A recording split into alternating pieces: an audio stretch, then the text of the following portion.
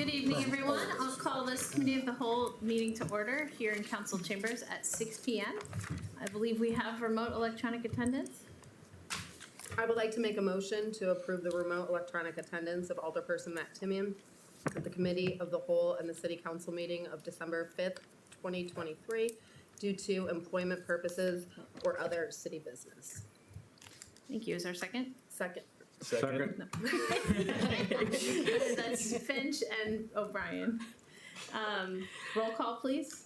Alderperson Castro. Aye. Schmidt. Aye. Murphy. Aye. Macias. Aye. Razak. Aye. Timian. Aye. Finch. Aye. O'Brien. Aye. All right. Motion passes. Welcome from someplace sunny. Sunny California. Great. We have an oath of office for regular commission appointment of K9 Shiloh to the rank of police officer K9 effective November 11th, 2023. Awesome. Chief. Well, thank you, Mayor. Good evening, Council.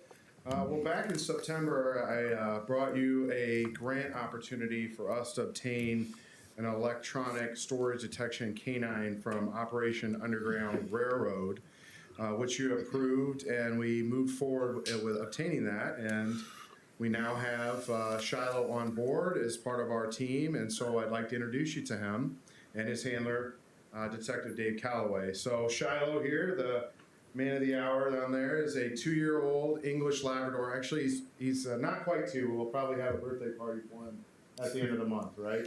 I'm sure you'll see that on social media. He was originally trained to be a service dog, but then ended up transitioning to scent detection at Jordan Canine in August of 2023.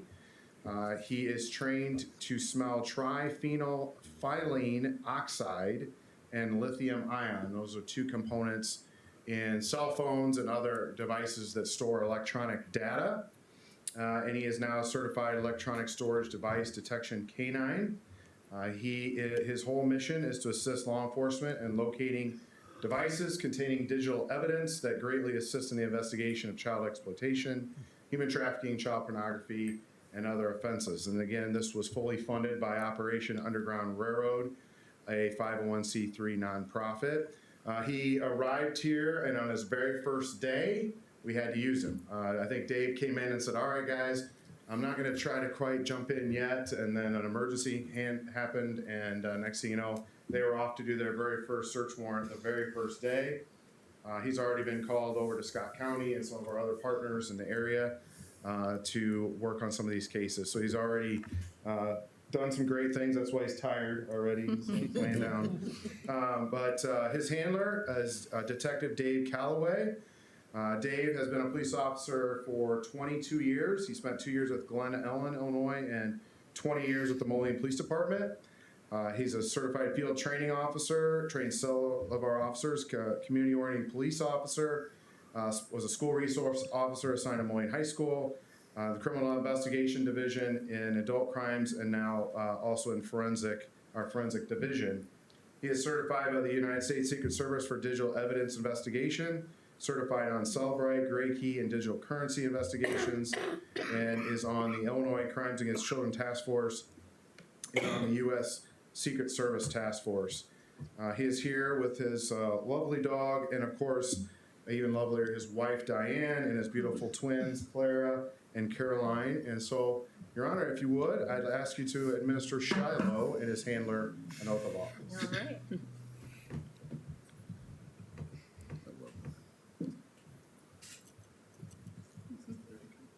Does he have enough energy to move?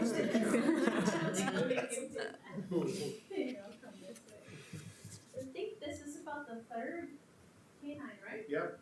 Very privileged to be able to do this, and thank you for helping us. Thank you, I appreciate it. So, wait, one more for the clerks that have done this with me before. I don't make him say all of this. At the bottom. At the bottom, thank you. Having a note. Okay, I, Shiloh, do swear that I will faithfully and impartially, without fear, favor, or affection, discharge my duties as a police canine for the city of Moline, Illinois. I will support the Constitution of the United States and the Constitution of the State of Illinois and the Code of Ordinances for the city of Moline, Illinois, against all enemies, foreign or domestic. I will bear true faith, loyalty, and allegiance to the same. I further swear and affirm that I will protect and serve the citizens of Moline, assist my handler in enforcing the law, and will be a goodwill ambassador for the City of Moline Police Department. I understand the badge I wear is a symbol of public faith and trust, charging me to perform my duties impartially without favor or ill will, and without regard to race, religion, political beliefs, or aspirations. So that's his oath to be followed by yours. Will you please, yes, thank you. Raise your right hand and repeat after me. On behalf of K-9 Shiloh, On behalf of K-9 Shiloh, I, Officer David Calloway, I, Officer David Calloway, do solemnly swear do solemnly swear that I will support the Constitution of the United States that I will support the Constitution of the United States and the Constitution of the State of Illinois, and the Constitution of the State of Illinois, and that I will perform with my K-9 partner Shiloh and that I will perform with my K-9 partner Shiloh as a team to faithfully discharge the duties as a team to faithfully discharge the duties of Police K-9 team for the City of Moline, Illinois, as a police K-9 team for the City of Moline, Illinois, according to the best of my ability. according to the best of my ability. Thank you so much Thank you. and congratulations.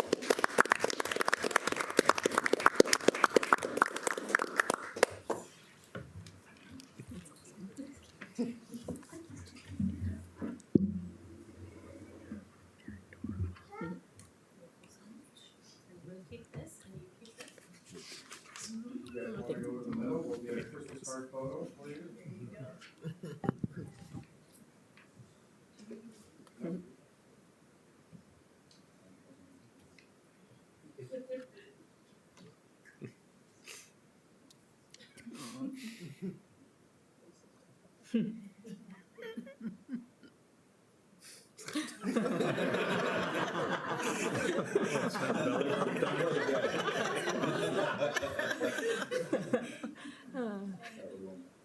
Shiloh.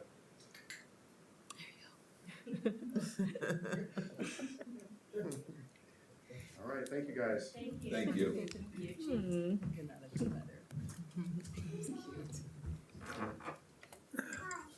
Can the dog just stay? Yeah. All right, our next item is public comment. Chief, is there any public comment? Nope. Okay, thank you very much. We'll move to questions on the agenda. I don't have any additions or changes. And if there's nothing further, we'll move to our cow agenda item 6.1. An ordinance amending chapter 25, planning and development of the Moline Code of Ordinances, section 25-3101, composition, appointment, and qualifications of members, mayor to be ex officio member to reduce the number of plan commission members. Ms. Kasopoulos. Thank you, Your Honor. So, we have talked about this on and off for a few years now. The current, board membership or membership on the Plan Commission is 11. It is obviously much greater than who sits here in number and is difficult to administer. We've had issues with quorum and the like. So, and it is much larger in number than other ZBAs or plan commissions. So at this time, as members or commissioners are leaving the board or the commission, I apologize, we believe that it is time to reduce the number to 9, which is obviously more manageable, more in line with the number of council who sits here, as well as other plan commissions or ZBAs. Thank you. And just to be clear, as it sits now, it requires 11, but 2 have resigned in the recent past, so we are at 9 at the moment. We have to have a motion, and then we can entertain conversation. Motion to approve? Second. Thank you. Motion by Schmidt, seconded by, yes, Castro. Thank you. Mr. O'Brien? Just a question, what, is that the issue? Is that what I just heard, is that you're just having trouble filling the 11 positions? No, as far as I know, that is not the problem. We're looking to reduce the number of commissioners to a more manageable size. And this appeared to be the opportune moment with 2 coming off the commission. So nobody is being kicked off. We're just reducing by attrition. Okay. Any further questions? Hearing none, roll call, please. Alderperson Castro. Aye. Schmidt. Aye. Murphy. Aye. Macias. Aye. Razak. Aye. Timian. Aye. Finch. Aye. O'Brien. Aye. All right, that motion passes. Next item, 6.2, a resolution authorizing the mayor and city clerk to execute and attest to a contract for professional services with PGAV Planners LLC to provide TIF consulting services to determine the feasibility of creating a TIF district in downtown Moline. Mr. Vitas. Yes, Madam Mayor and members of council, as you know, we've been working for some time with PGAV, actually the past almost 35 years as our TIF consultants. And the last time that we entered into an agreement with PGAV was for the formation of the Eastgate TIF on the east end of town. What we're looking for is approval of the agreement so that we can proceed forward with the planning for the J.C. Penney TIF project, which we've been working on for the better part of a year now. Both Alex Elias and John with Bush Construction have worked side by side with us for some time now to get to this moment. And with the adoption of the budget and plans for the future TIF, it's imperative that we bring this company on board to actually usher us through the remainder of the process, which will take the next several months. So we're recommending approval. Move to approve. Second. Motion by Alderperson O'Brien, seconded by Finch. Discussion? Thank you. Roll call, please. Alderperson Castro. Aye. Schmidt. Aye. Murphy. Aye. Macias. Aye. Razak. Aye. Timian. Aye. Finch. Aye. O'Brien. Aye. All right, that motion passes. Next item, 6.3, a resolution providing for a feasibility study on the designation of a portion of the city of Moline as a redevelopment project area and to induce development interest within such area and authorizing expenditures in the course of planning and redevelopment prior to the redevelopment project area being established that may be reimbursable from future TIF proceeds. Mr. Vitas. Yes, and with this, I'll probably allow both Chris and Alex and John probably to say a word if you don't mind, Council and Mayor, given the lift that it took to get to where we are tonight. But as you know, one of the first steps is the inducement resolution, which then allows for the city to create billable time to come out of future TIF proceeds.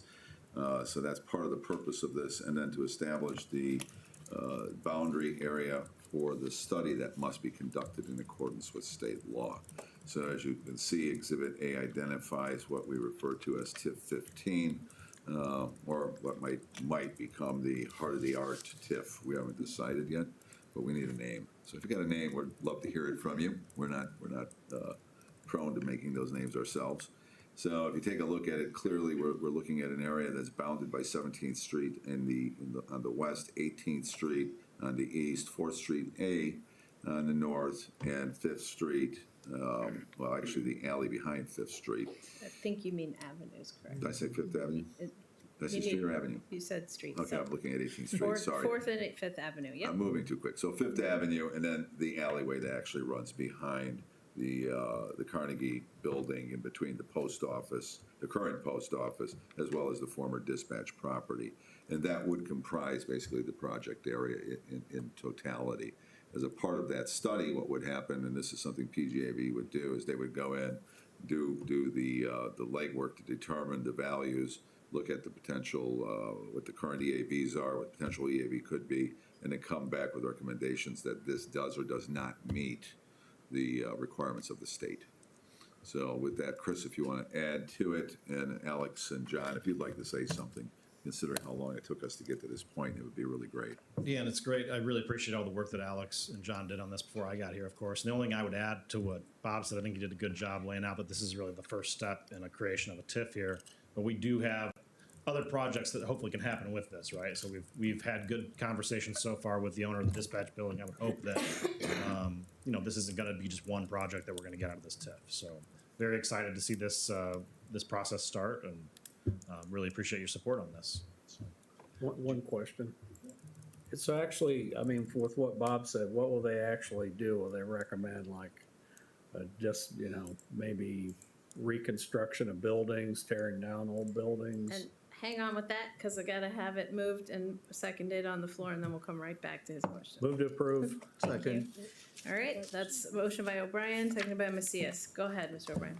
But understanding your question, Alderman O'Brien, it's really like, it's looking at the EAVs right now. It's really looking at the blight. Is this something that qualifies for a TIF? That's the kind of recommendations that we'd be expecting to get out of this feasibility study. Is this somewhere where we should create a TIF? And that's what the verification that PGAV will do here.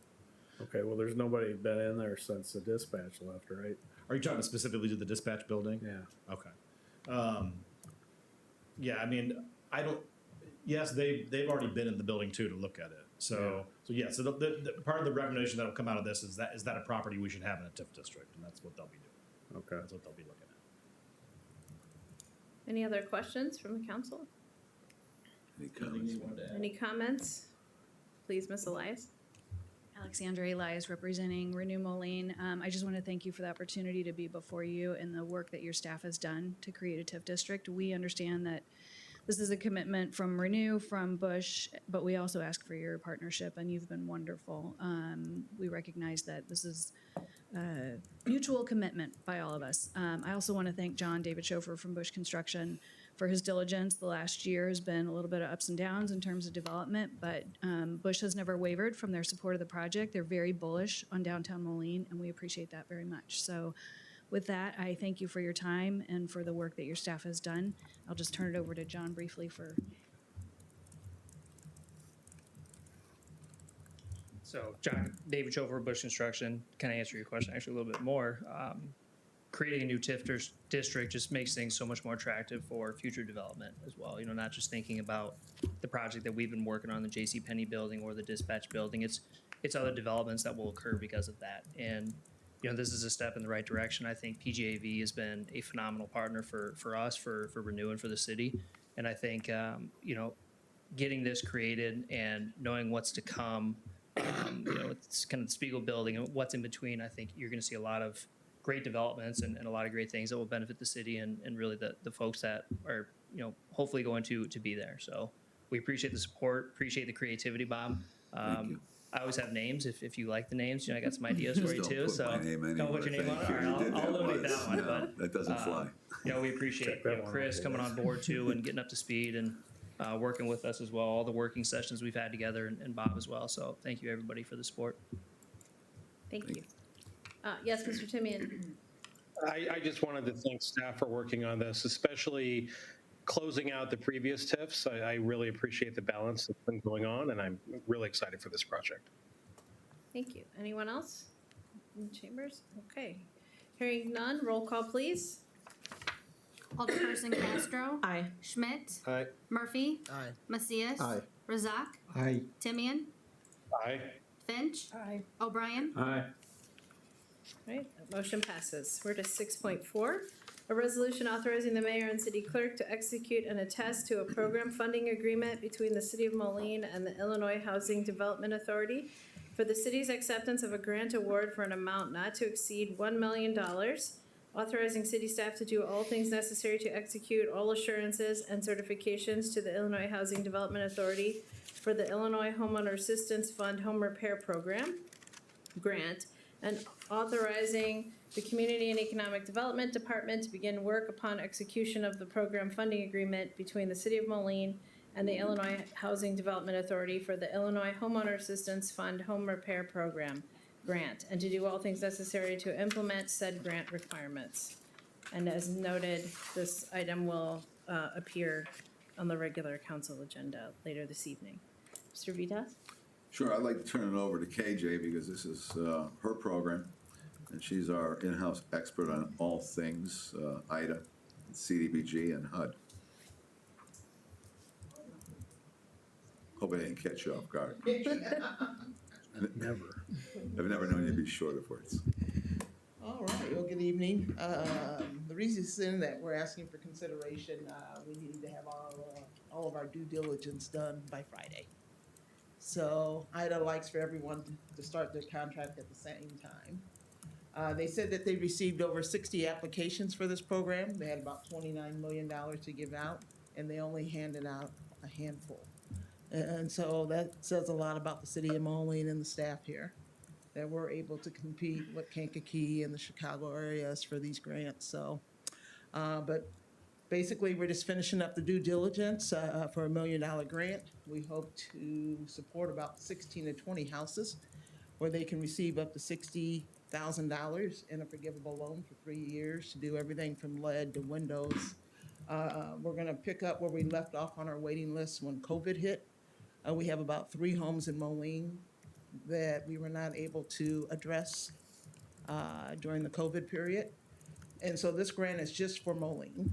A lot of our grants will go on and we'll collaborate with Silvis and Rock Island, but for this one, none of the other cities replied to my request, hey, you want to go in on this grant together? So we have $1 million just to spend in Moline, so that's a great thing. So basically, I'm just asking you guys to attest, we'll have the mayor and the city clerk attest to this grant application so we can move forward. It's a 2-year grant. Well, it's a 1 year, but then you can request a 1-year extension. But we hope to address 16 to 20 houses in Moline. And the nice thing about this grant, we're getting ready to get our program manual. We don't even have our program manual yet for this one until we attest to the grant application. But the nice thing about it is we can go up to 150% of the area median income.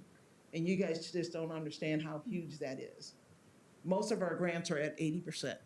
When we got NSP2 in 2009, that went to 120%. Now we're moving up to 150% of the area median income. So this is really a game changer for our area.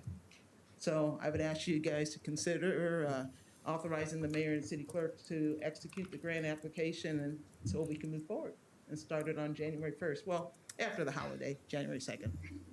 Thank you. Is there a motion? Move to approve. Second. All right, motion by O'Brien, seconded by Macias. Discussion? Yes, Ms. Castro. I just have a question. Have you already identified the houses that will be impacted by the grants, or is that just a number? Right now, that's just a number, but the 3 that we were not able to do under the current lead grant that ended in September, we're going to offer it to them first for sure. And then once we get the program manual here in the next week or 2, it tells me how I can market the program. So that's what I'm really waiting on. Are you thinking that you're going to just try to like spread it out around the city, or are there certain places that you're targeting, do you think? Right now, we're looking at first come, first serve. Because we have to bring a lot of things on board. And what I mean by that, you know, it's nice to have these grants and have that capacity, but we also need to, 1, have the staff, 2, have the inspectors, and 3, have the contractors. We have a lot of grants out there, not only in our city, but within all of our cities. So we're getting together next week and we're meeting together. We do that as a region. We come together and we try to say, okay, how can we recruit more contractors? How are you guys doing your recruiting for your applications? So we can try to stay steady and similar in the way that we're doing things here in our region. Thanks. Thank you. Any other questions? All right, thank you. Hearing none, no further discussion. Roll call, please. Alderperson Castro. Aye. Schmidt. Aye. Murphy. Aye. Macias. Aye. Razak. Timian. Aye. Finch. Aye. O'Brien. Aye. All right, that motion passes. And lastly, 6.5, American Rescue Plan Act Child Care Workforce Infrastructure Loan Agreement with Western Illinois University Foundation. Mr. Vitas or Ms. Whitley? Come on back up, Kay.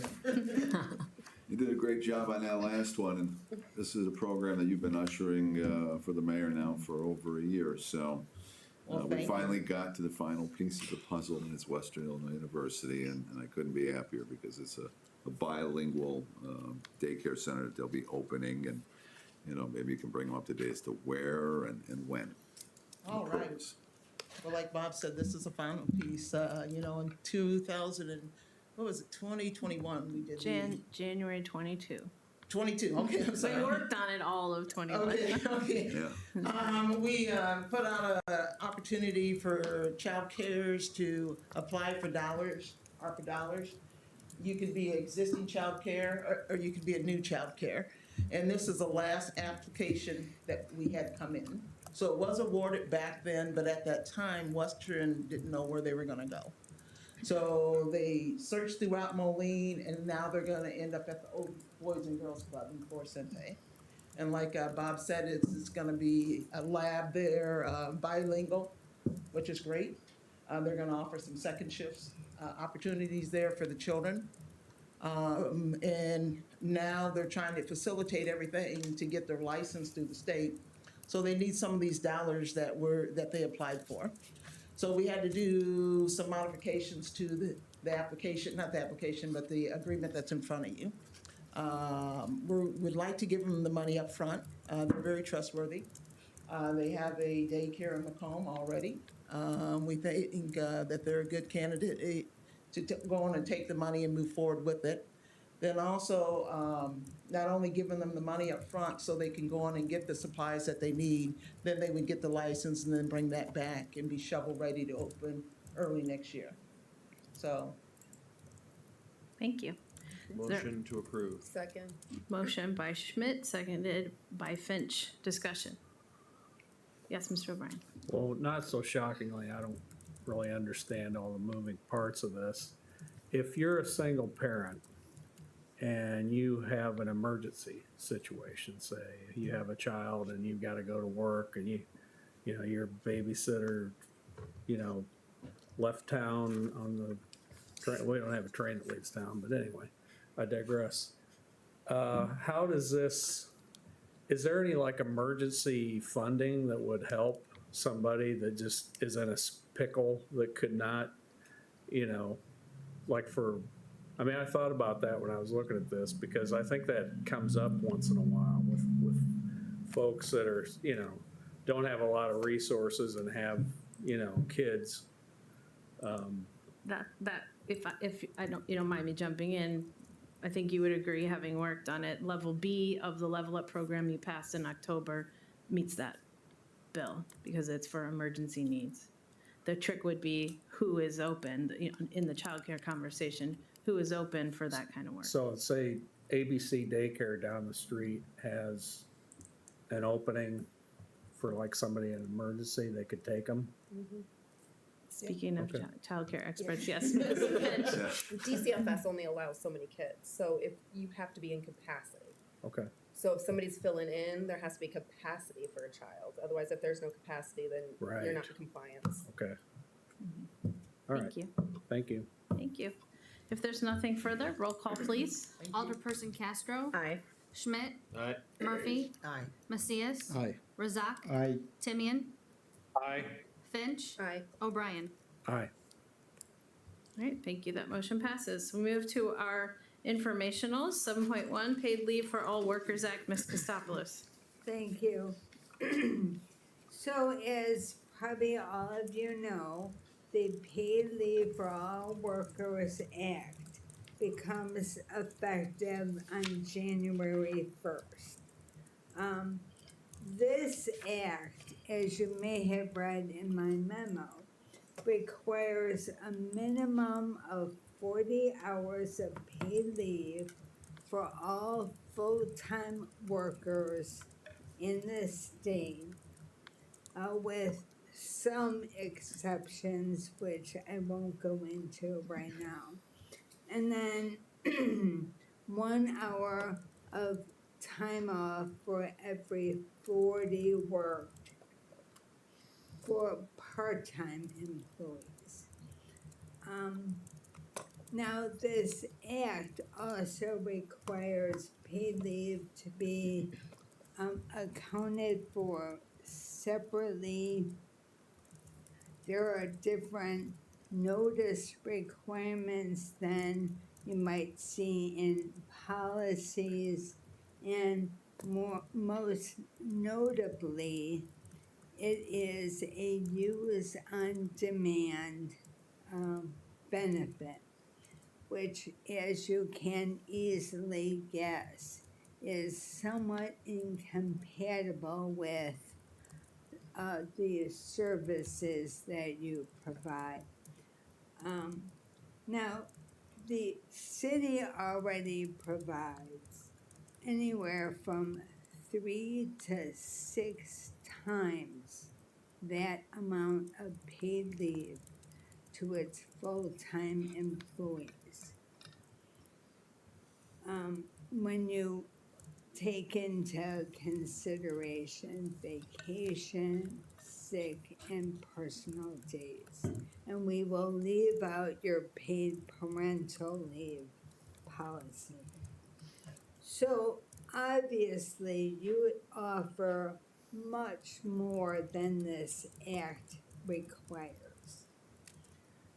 Likely, the legislature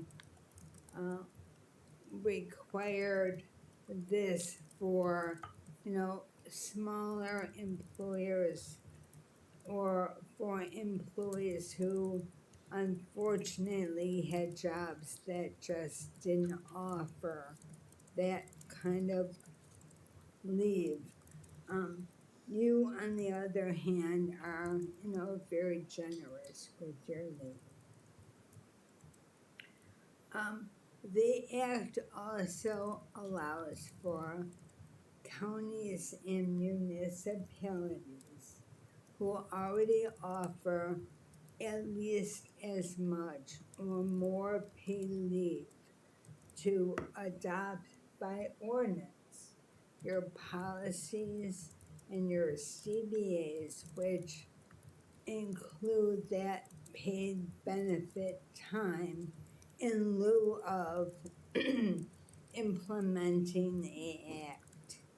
So we are, of course, recommending that for you for a couple of reasons. You will, by ordinance, secure the leave that you already offer. You can always change that by increasing your paid leave at any point. You also will maintain the flexibility to meet your operational needs for especially police, fire, public works, utilities, who often provide services which do not allow that use on demand time off. By adopting your policies and CBAs by ordinance, you can retain that flexibility to consider operational needs for all of the time off requested by employees without special documentation or notice, which relieves the burden of the administrative process on your departments. Adopting this ordinance not only preserves what you have already granted to your employees, but it also ensures that in the future, any other council cannot reduce your benefits below what the act requires. Otherwise, they will be subject to all of the enforcements of the act. The only issue that remains to be resolved is your part-time employees. Currently, as my memo suggested, you have library pages and crossing guards. Those are your part-time employees. They currently do not receive any paid time off. In order to be in compliance with your, with the act by ordinance, you would have to grant any amount of paid time off to those part-time employees. We have suggested 4 hours annually, which of course is subject to your revision, but 4 hours annually is 1 week for crossing guards and 1 shift for pages.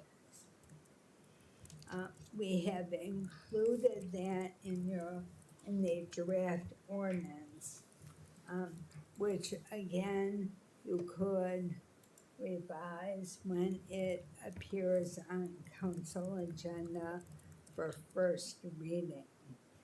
This ordinance must be adopted and approved no later than the end of this month.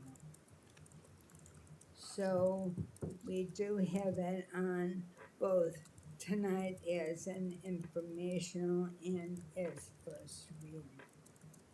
So I am open to questions. Thank you, Ms. Kostopoulos. Council members? Yes, Ms. Castro? How many hours does a library page usually work per week? So I would defer to Leah Miller on that, but my understanding is anywhere between 12 and 15. Thank you. You have a follow-up question at all? I'm thinking. Okay. No, go ahead, you're fine. Thank you, Mr. Schmidt. Yeah. I just want to make sure I heard you state correctly that if we pass this ordinance, would all of our workers be guaranteed to that, like 40 hours for a full-time level of like, if we pass this ordinance, could we then lower below that threshold in the future?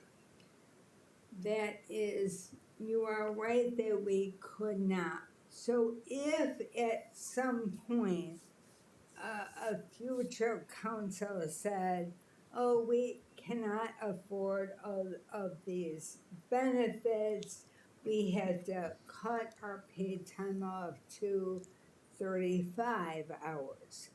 If you did that, then the city would automatically be subject to the minimums in the act.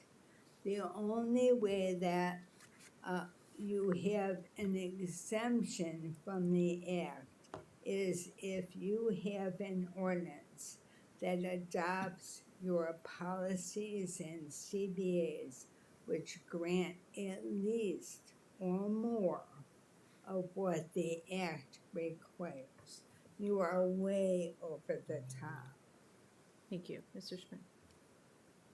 That is excellent. That's good to know that we cannot fall below that minimum threshold. So, but the whole purpose of this is to exempt us from certain requirements of the act. Correct. So it is specifically focusing on the use on demand, but that portion is requiring 7 days notice typically. Well, if it's foreseeable. You're saying there could be emergencies that happen in less time than 7 days. Correct. In what ways does the policy differ from our current policy? Because in the instance of an emergency, I imagine a person's not coming to work, often regardless of that policy. I mean, how is it different from what we've got currently in place? So, well, in several ways. First of all, there is a requirement in the act that you cannot ask why an employee is taking off. Secondly, we would have to segregate 40 hours of current benefit time treated as paid leave under the Act with different accounting, different notice, and overall different treatment. Now, we have a variety of benefit leave really for virtually every occasion. So most, if not, almost all employees have enough leave to address any eventuality. Mr. Schmidt. For me. When you made the comment that the act would require that we would not be able to ask on a reason. Right. Who is currently empowered to ask on a reason for an absence? Well, we And by have- city policy.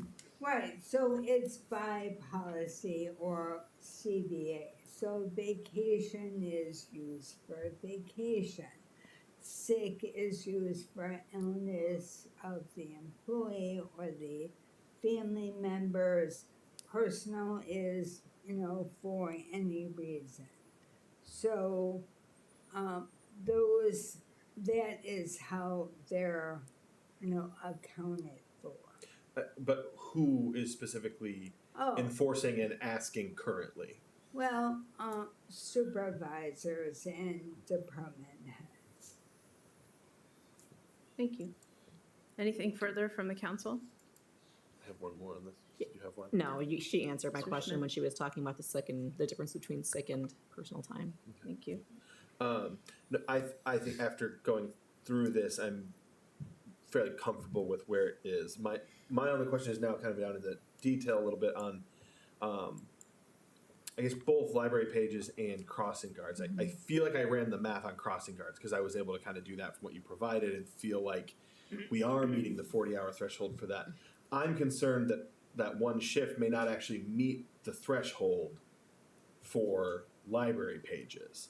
And I would not be interested in anything that, like, I'd be fine if we just stuck to the standard accrual, even the accrual that is defined in the act. But that would be the absolute lowest I would support. Okay, thank you. Anything further? We will see this later in the evening. Thank you. So I'll call our regular council meeting. Oh, sorry, we have 7.2. okay. Yes. Monthly utility billing. Janine, please. Thank you, Your Honor, and alderpersons. So I'm joined this evening by our Director of Finance, Carol Barnes, and Tony Lodi, Director of Utilities, and we're excited to share some news with you. So as you know, at your direction, your staff has been working hard to work toward a transition from quarterly to monthly billing, and we're here to report that we are able to meet that January target. So we want to share a little bit about why this is a good initiative for our community and how that transition will take place.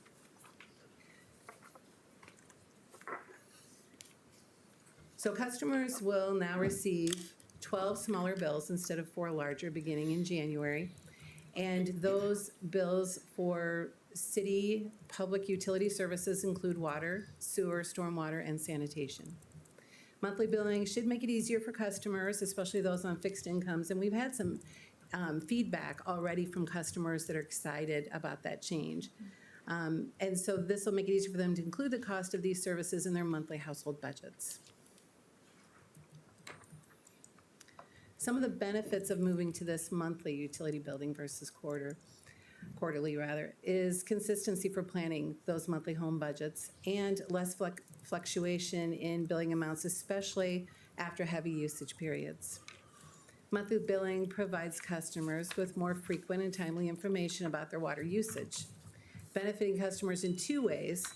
First, they're able to adjust their water usage if they feel like they're using too much water. And secondly, allows the customers to detect leaks in their household plumbing sooner.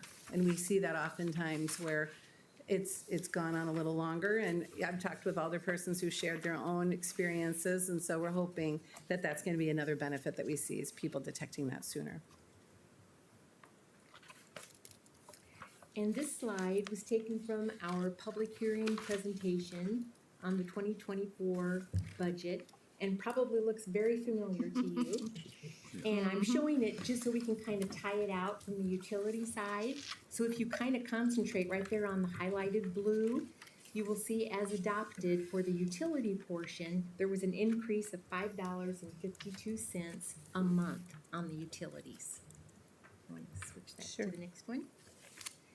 And then as we move forward now from quarterly to monthly billing, this slide shows the billing impact on the average residential property. And this includes the fee increases that were adopted, and it does tie back to that $5.52 that we just saw on the previous slide. So if we look down that first financial column, the 23 quarterly, currently our customers, an average residential property, pays $254.13 on average on a quarterly bill. If we move into 24 with the fee increases, if we were to maintain the quarterly billing instead of monthly, that column would show that their quarterly bill would be showing $270 instead of the $254, or an increase of $16.56 on a quarterly basis. Now with monthly, that $270 bill will be divided by 3, and their bills will be $90.23.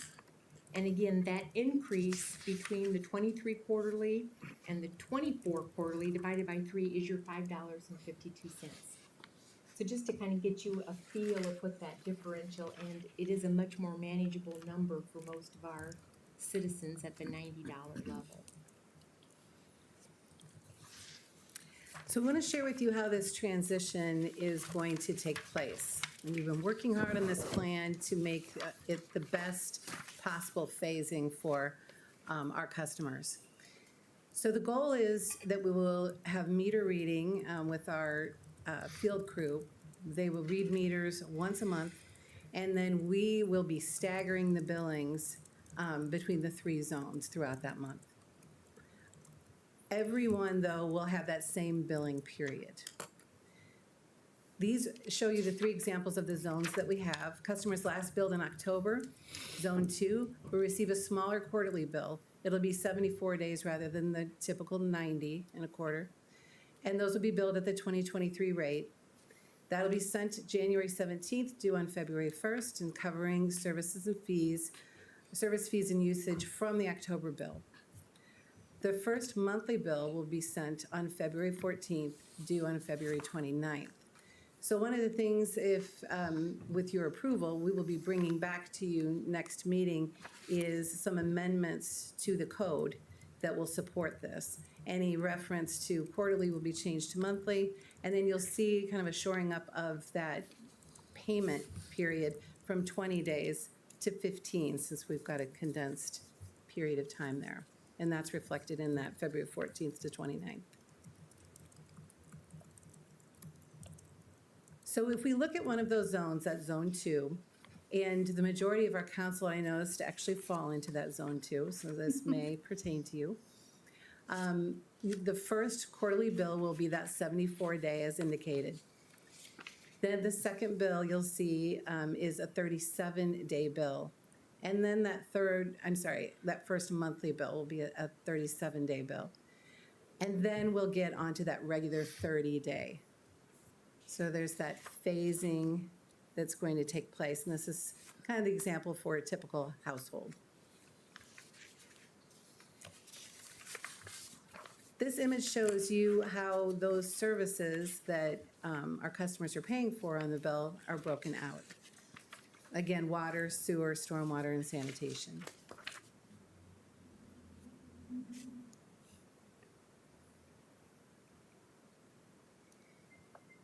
And then, as you know, we believe that the impact of moving from quarterly to monthly on our citizens will be a very positive one. However, just as a reminder to you, we will see an increase in workload in both the finance billing department, accounts receivable, as well as the meter reading. And before I go through the slide, I want to thank you so much for the additional staff. In finance, we've got an additional billing clerk, and we're in the process of hiring one of our customer service accounts receivable technicians at the window. And then we've already hired a field technician that will do the extra metering in the utility department. So just upfront, again, thank you for that. And this is just to give you a feel for the workload. On a quarterly basis, we issue 17,573 bills quarterly. That is also meters that are read by Tony's staff. So if you annualize that, that's 70,292 billings as well as meter reads. Now that we are moving to monthly, we will have 3 times the workload. It'll move to $210,000 on an annual basis. And that increase is about 140,584 in each one of our areas. Then on the finance side, I just wanted to kind of give you a feel for this. On the finance side, roughly 26% of that 210,000, or it's almost 55,000 people will be walking in our door. They will call us over the phone for phone payments with a credit card, or they leave payments in our Dropbox. And that equates to about $4,600 a month. And again, that is why we've needed additional staff. And I just want you to know there's a possibility that we may see some lines in finance. I mean, we just don't know. We typically, historically, on a quarterly basis, about 53% of people pay online. They go online and pay. 18% pay through the mail through our lockbox system, and it's processed through the bank. And then 11% are through auto pay. And we're going to move into the next slide here, and I'm going to let Janine kind of talk about auto pay. So when we started creating this transition plan, the first thing we did is compared what we thought we wanted to do with our neighboring municipalities and some other Illinois municipalities like Streamwood and Quincy that have similar population. So as you can see here, it kind of shows their bill date, their due date. Moline has decided to stagger the 3 zones, much like Quincy does with their 3 districts. And we feel like that's a better thing with the size of our customer base. The other thing that we looked at here is late penalties. One thing that we thought that we would recommend to you and we'd like you just to consider is possibly, as we work through this transition, waiving those penalties for maybe a period of 90 days, just so people get used to getting those bills monthly. As Carol said, currently we're at 11% auto pay. You can see the comparison with other municipalities. And the additional organization that we looked at is Mid-American Energy. And the reason why we talked with Mid-American is because they share the exact same customer base. Those are monthly bills with the same customers. So if they have comfortability in going to auto pay with a monthly bill for gas and electric, they may also for their water. And so they're at 23%. We anticipate that our auto pay will double. But there really is potential for us to get to 40% like Whole Valley. So what we're expecting to do is in about 6 months after people have been comfortable with the monthly bill, they've built up some history, we'd like to look at budget billing and really push that auto pay. That's going to reduce the people waiting in line, and I think really be a better thing for our community.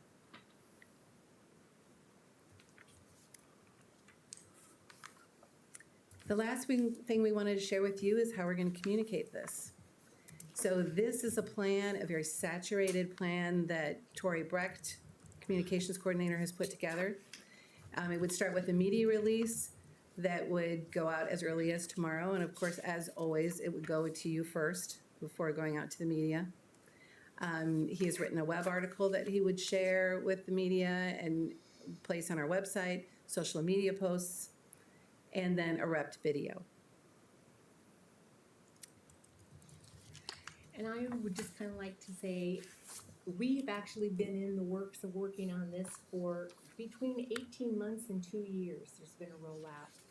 And Janine, it's been 100% effort here the last 6 months. She's really done a super job to get this going. We really felt just even 4 or 5 weeks ago that we were probably going to be shooting more towards the April deadline. And again, I just want to say thanks to Janine and also especially to Tony's staff. They had to roll out a whole new software package in order to read the meters effectively. So a lot of teamwork. Thank you so much. Any questions from council? Yes. Um, Mr. Schmidt. no, not so much as a question, but I think that I love everything you're putting forward. I mean, I'm glad we're making this change. I do love all the thoughts you had on how to address the upcoming changes with waiving late fees for a time, as well as looking at waiting before we start making the push for auto enrollment. Of course, we want people to do that. I also think as we think about that, if there's anything we think we can do to incentivize that, that's definitely something that there's openings for, but that'll obviously be the next project. But very happy to see this moving forward and love where we're at. Thank you. Ms. Castro? I had two things. I love it too. I think that you were right about the Mid-American and their budget billing. I think that it's easier for a person to do the auto pay if they know exactly what it's going to be every single month. So I think that's really great too. I just have one suggestion, and maybe this is just me. I was having a hard time figure out where my what zone I was in by how you have it. I think that I'm in zone 3 because I paid my bill. I think the first month. I think I paid my bill in December, the beginning of December. So I think I got my bill in November, but then paid it in December, right? So I think that most people don't necessarily know when they get their bill, but they know when it's due. So maybe when they do the media releases, maybe it's a little bit more clear for people to figure out where they're at. And you have a copy of the flyer that will be inserted in all the billings that go out in January. And Tori has that too, we'll be sending that. And that's kind of what we tried to lay out for them, especially those, for instance, in Zone 1, they'll see a little bit larger bill. And it kind of explains to them that they're expecting to see a bill in December. They actually won't see that bill till January. So even though it's 15 days larger, they're getting an extra month. Got it. So we're really hoping that all of that will make it easier on everyone. But I agree with you. So as much, we know we're going to have a lot of educating, and we know that there are going to be people that are just averse to change. So we hope that as they get into this, they'll realize that it is a good thing. Thanks. Thank you. Yes, I Ms. have a Murphy? question. The mailing address, I had this problem the last time I paid my bill. I'm not sure if it's November or when, but it was recently. It went to Chicago or somewhere, or Carroll, I can't remember who it went to. It's our lockbox. Yeah, but it's not in Moline and it's not in the Quad Cities. It's somewhere, and my bill was late. I mailed it like the first of the month, plenty of time, and it was late because of the snail mail situation. So is there any way we can get a local mailing for people who like to mail? Like, you know, where it comes to the city or because I'm not sure why it goes to, I think it's somewhere near Chicago, or you know where it goes. Well, and Carol could probably speak to that, but I would just like to say that that was a particular instance. We're not quite sure what happened there. There was a delay. And so we had a number of customers that did not actually see penalties go on, although our system did put them on, and then I just went in manually and took those all off. And I know you were one of them, because I think you're the first one I credited. Well, I don't know because I haven't gotten my bill. Yeah. But I mean, I've never had any problems, but it seems like water is the one thing in the city I've had trouble with, which we talked about earlier. Yes. So, I mean, for people who don't like, I'm not a fan of auto pay, but unless I can go online and just actually make the payment myself, release the payment. And that is an option, correct? Is that It is an option. Okay. And I that'd would be good. encourage that, try that. Okay. But but something local would be great for our address to mail or drop off. Like Mid-America, you used to could drop off before it went to Davenport. Yeah. And that's a very valid point. We had gone out for bid, probably a year and a half, maybe it's 2 years ago, for our lockbox services with First Midwest Bank, received the, was awarded the bid. And then right after that, it merged with Old National. And as a part of that merger, and we had just signed on and gotten everything in order, their lockbox is in the Chicago. Yeah. So the next time we go out, we will very strongly consider preference towards another local lockbox. Thank you very much. Thank you for that. Anything further from the council? Yes, Mr. Macias. Yes, thank you, Your Honor. So it says the service is free for both credit card and e-check.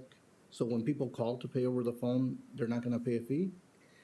If they pay on with auto pay, there is no fee. But if they pay online or if they call us, then that is a credit card fee to pay that, to reimburse the city. Do you think some people might read this, because it says automatic payments are not available for both credit card and e-check, period. The service is free and you can discontinue at any time. I know it's the automatic payment, but do you think that could create some confusion with some folks? You mean the way it's worded? Yeah. Because they might not understand that we're talking about auto Auto pay, pay, the bank correct. draft, but they'll think it When pertains you to pay with a online. credit Yeah. card. It's a good point, and I know that on your bill backer, you might have noticed that we've been putting information in different ways to pay. So we're gonna be taking some pieces of this to put on there, and so I'll make a note to maybe add some clarification. Okay, thank you. Thank you. Anything further from the council? Hearing none, thank you so much. We'll look forward to what you bring forward as amendments to the code, right? Coming forward soon. And now I will call the regular council meeting to order. Pledge of allegiance, please. I pledge allegiance to the flag of the United States of America and to the republic for which it stands, one nation, under God, indivisible, with liberty and justice for all. Invocation, Ms. Castro, do you have one? All right, roll call, please. Alderperson Murphy, Present? Macias, Present. Razak, Present. Timian, Present. Finch, Present. O'Brien, Present. Castro, Present. Schmidt. Present. Your Honor, I request the approval of Committee of the Whole, Council, and Executive Session meeting minutes of November 14, 2023, and Committee of the Whole and Council meeting minutes of November 21, 2023, and consent agenda items 13.1 and 13.2 inclusively. Motion to approve the consent Second. agenda. All right, motion by Schmidt, seconded by Macias. Roll call, please. Alderperson Castro. Aye. Schmidt. Aye. Murphy. Aye. Macias. Aye. Razak. Aye. Timian. Aye. Finch. Aye. O'Brien. Aye. 8 ayes, no nays. That motion carries. Non-consent agenda resolutions. A resolution authorizing the mayor and city clerk to execute and attest to a program funding agreement between the City of Moline and the Illinois Housing Development Authority for the city's acceptance of a grant award for an amount not to exceed $1 million, and authorizing city staff to do all things necessary to execute all assurances and certifications to the Illinois Housing Development Authority for the Illinois Homeowner Assistance Fund Home Repair Program Grant, and authorizing the Community and Economic Development Department to begin work upon the execution of the program funding agreement between the City of Moline and the Illinois Housing Development Authority for the Illinois Homeowner Assistance Fund Home Repair Program Grant, and to do all things necessary to implement said grant requirements. Motion to approve. Second. Thank you, Mr. Razak, seconded by Finch. Discussion? Hearing none. Roll call, please. Alderperson Castro. Aye. Schmidt. Aye. Murphy. Aye. Macias. Aye. Razak. Aye. Timian. Aye. Finch. Aye. O'Brien. Aye. 8 ayes, no nays. That motion carries. Item number 15.2, a resolution authorizing the city administrator to modify the non-union employee group benefit package to incorporate the changes as set forth in Exhibit A attached hereto relating to wages and health insurance premiums. Motion to approve. Second. Motion by Finch, seconded by Castro. Discussion? Hearing none, roll call, please. Alderperson Castro. Aye. Schmidt. Aye. Murphy. Aye. Macias. Aye. Razak. Aye. Timian. Aye. Finch. Aye. O'Brien. Aye. 8 ayes, no nays. That motion carries. Non-consent agenda, first reading ordinances. Item number 16.1, an ordinance amending Chapter 20, Motor Vehicles and Traffic of the Moline Code of Ordinances, Appendix 35, altered speed limits by reducing the speed limit along 35th Avenue to 20 miles per hour from 13th Street East to 36th Avenue. Motion to advance the second reading. Second. Motion by Finch, seconded by O'Brien. Your Honor, Discussion. I have Yes, go ahead, something Mr. to say. Razak. So, in fact, this is in my neighborhood. That's why I'm concerned about it. And I would like to add 35th Street, 32nd Street, and 33rd Street to reduce the speed limit to 20 Can you say that again? 35th, 33rd, and 32nd. and do you have are there any other cross sections or that we need to know? Yeah. Okay, is that clear to the council? That you would like to reduce the speed Reduce the speed at of those? these 3 streets, yeah. Okay. Are you making a motion? Yes. Yeah. Okay, is there a second? All right, that motion fails for lack of a second. But that doesn't mean you can't talk to David Dreyer and the traffic committee about your concern. Okay. That's what I was going to say. Right. Any requests like that, typically whether they come from So I have to council or talk to come David Dreyer, right? from citizens, are referred directly to Traffic Engineering Committee, which is a multi-department committee. They review those and do the field work if it needs to be done, and then they make a recommendation back to the council. Okay. So No problem. we can reach out to Mr. Dreyer for 32nd, 33rd, and 35th Street. Yeah. Okay, I'll write that down. Thank you. Thank you. You're So the motion is on the floor to advance to second reading. Is there anything further? Hearing none, roll call, please. Alderperson Castro. Aye. Schmidt. Aye. Murphy. Aye. Macias. Aye. Razak. Aye. Timian. Aye. Finch. Aye. O'Brien. Aye. 8 ayes, no nays. That motion carries.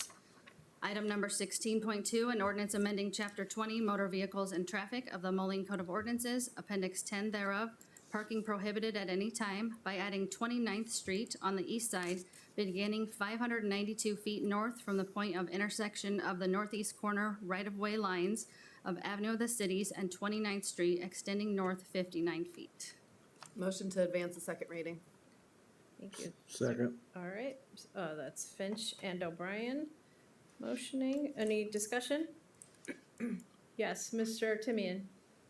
I wanted to thank the engineering staff for taking this. This derived from a constituent complaint about a particular road, and I'm really happy to see the resolution here, and it's amicable for everyone involved.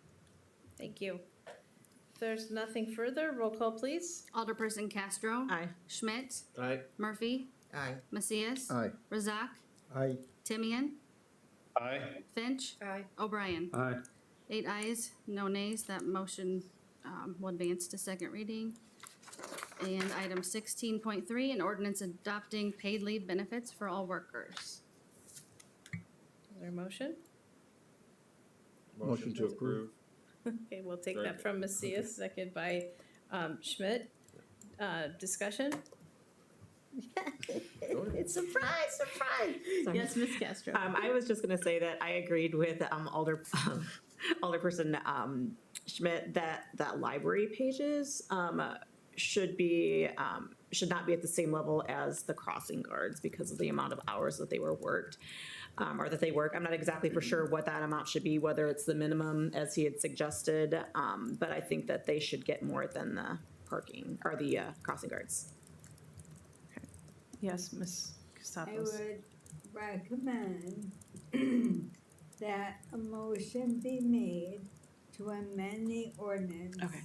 to require that all part-time employees receive 1 hour of paid leave for every 40 hours that they work. And that would mirror the act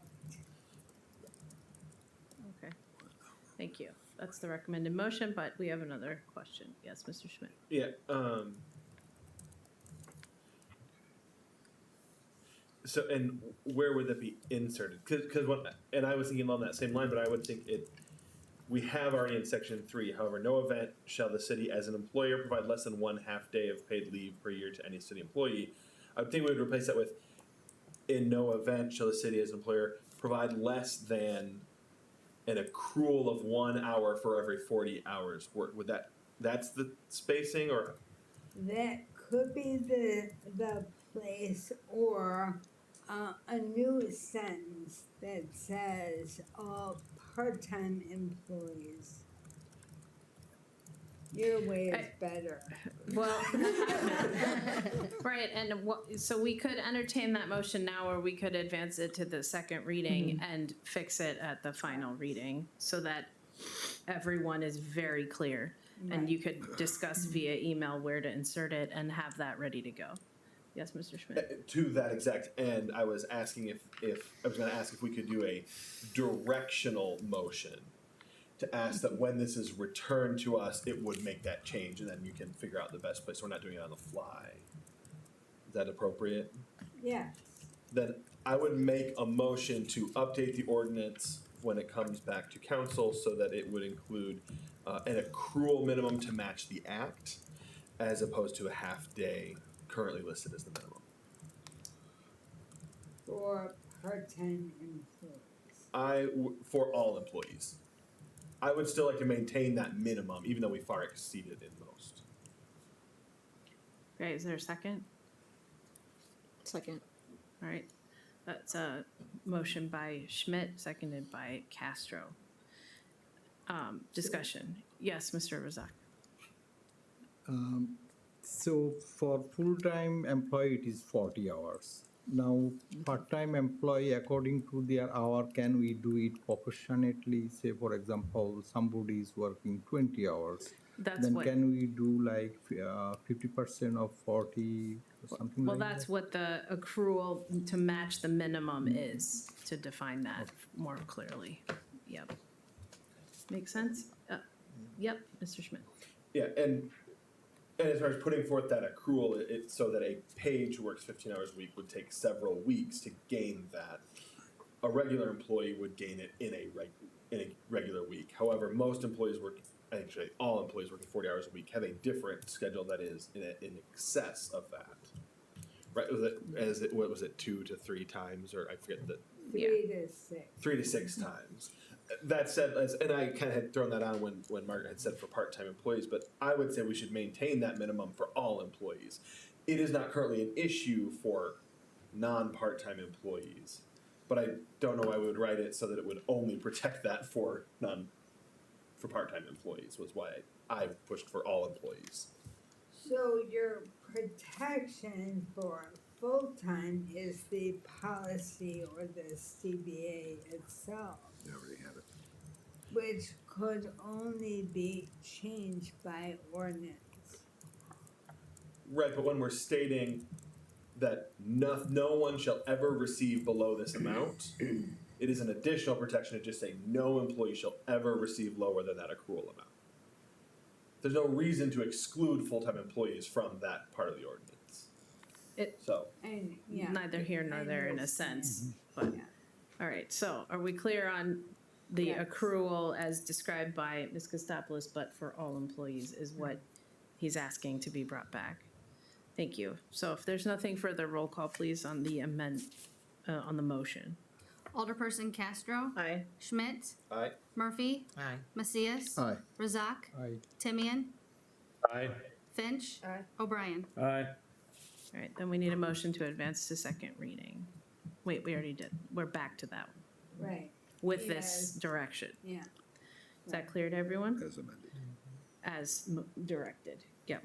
So the motion on the floor, you're voting. I'm gonna call the vote as directed, what you just voted on. So roll call, please. Alderperson Castro. Aye. Schmidt. Aye. Murphy. Aye. Macias. Aye. Razak. Aye. Timian. Aye. Finch. Aye. O'Brien. Aye. Right, thank you very much. That moves to second reading as directed. And we are to miscellaneous business. I had a bunch of things. I'm gonna keep it brief. Bi-state meeting this morning, quite interesting. We're working to try to get, as Mr. O'Brien and I have worked with Mr. Lodi and Mr. Park to get more recyclable, reusable options for biodegradable things in city buildings and purchasing through the purchasing agreement we have with Bi-State. And because all 3 cities, as of in a couple weeks, will have passed that proclamation or shared the proclamation about Nicolina's Turtle Company trying to reduce single-use plastics via straws. We're all kind of on the same page, so I just wanted you to know that that work is being done that way to try to get that those supplies into city buildings. And there's always lots going on, so we'll continue to keep seeing you out at ribbon cuttings and events, especially as we get to the holidays. Thanks for everything, again, that you did to make the budget process go smoothly, and thanks to staff especially. Ms. Murphy, Mr. Macias. Thank you, Your Honor. I just want to share, last week, some of us had the opportunity to be at the Quad Cities Chamber Economic Forecast event. And then afterwards, which painted an interesting picture for the overall economy. But afterwards, we had a more private session, and I want to give kudos to our mayor and our staff because the speaker, who is a forecaster in economics, it mentioned how one of the biggest factors that's affecting individuals in the workforce is childcare. So I just want to give kudos that the mayor and the staff is doing the right thing, and especially today, working with Western Illinois University. Those are the things that are going to make us stand out and really make a difference. And I'm sure it was very reassuring hearing that from somebody who really knows about our economics. And so, yeah, I just wanted to share that. Thank you. Mr. Razak? No, thanks. Ms. Finch? Nothing. Mr. O'Brien? I will not be here next week, so good luck with everything next week. Thank you. Ms. Castro? Nothing, Your Honor. Oh, yeah, sorry, Mr. Timian, I missed you up there. Nothing, Your Honor, but it's warm here. Ms. Castro? Nothing, Your Honor. Mr. Schmidt? Nothing, Your Honor. Mr. Vitas? Or any other staff? Sure, just a quick comment, an update on the High-Speed Rail Commission, which I'm a member of, as you know. We have now finally had an opportunity to have 2 quorums out of 3 scheduled meetings, which is a good thing. It's quite a large commission. The good news is that we finally adopted the bylaws so we can get to the work at hand. So we're going to move forward working with Quandel, who is the consultants brought on by the state, who will work with that commission to begin preparing the studies and everything else that will be required to submit to the legislature within 12 months. So we are moving forward, and it's quite an interesting group, and quite an interesting discussion. But the good news is the state law protects Moline like it does Rockford and Decatur and Peoria. So we will be a feeder onto that high-speed rail at some juncture. But the spine of the high-speed rail is designed to go literally from Chicago directly to St. Louis, Missouri. That hasn't changed. That's actually in the stack of studies that were done that I've looked at. So I don't think it's going to take that long to deliberate and get through this process. But we are moving forward very quickly. And as far as the local train station here and having a train here at some point in our lifetime, we are working on that as well. Not on the High-Speed Rail Commission, but we are working on that separately at this moment between myself, our lobbyist, the mayor, as well as Mr. Nelson with Metrolink. So some fruitful discussions going on there. We're looking forward to some possible meeting in January. Start pushing harder to get where we need to go. That's it. Okay. Yes. Just wanted to let the council know, the Planning Commission's been interested in a rezoning on John Deere Road from office to commercial.